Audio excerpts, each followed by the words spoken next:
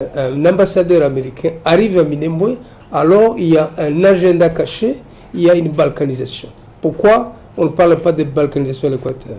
Pourquoi on ne parle pas de balkanisation partout où il a été, y compris dans le Nord et dans le Sud Kivu?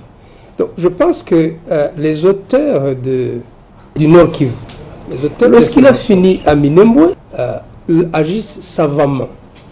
Ils savent bien construire des monuments d'information, si vous voulez, qui touchent au niveau de l'intellect.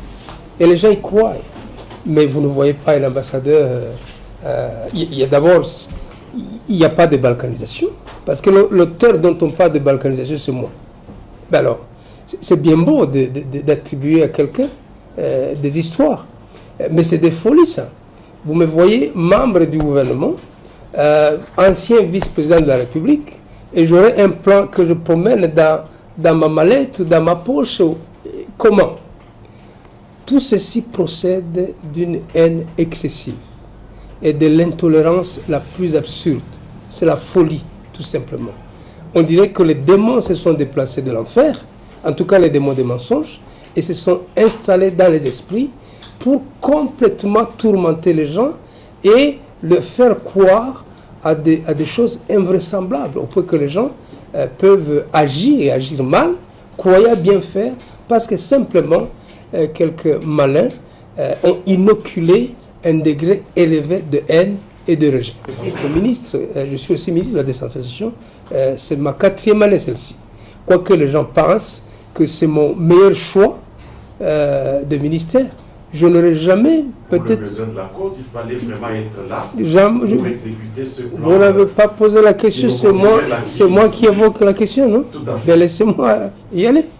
Donc, vous me voyez avec le background de vice-président, qui a eu le ministère de la Défense, des mobilisations et ses combattants dans mes attributions, qui a eu les affaires étrangères dans mes attributions, la diplomatie et la coopération régionale d'ailleurs, qui a eu également la justice dans mes attributions et les droits humains, qui a eu également le ministère de l'Intérieur et Sécurité dans mes attributions. Et je peux continuer l'information, ça vous concerne les femmes et familles, les gens, affaires humanitaires et tout. Et j'aurais gardé comme choix principal le petit ministère de la décentralisation. Si je devais choisir, c'est pas celui-là que j'aurais choisi. Certainement pas.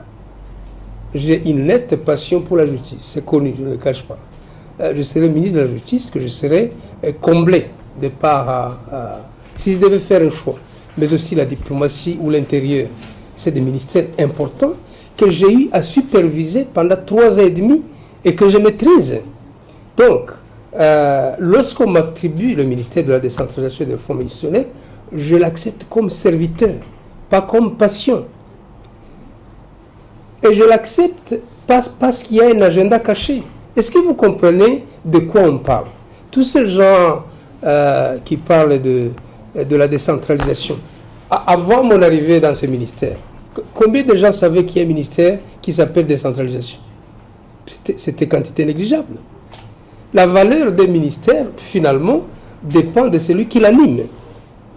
Si on vous demande qui était ministre de la décentralisation avant Rouberois, vous ne saurez pas. Non, c'est parce que je travaille au jour le jour. Je fais connaître des questions de fond tous les vendredis. Interroger les membres du gouvernement.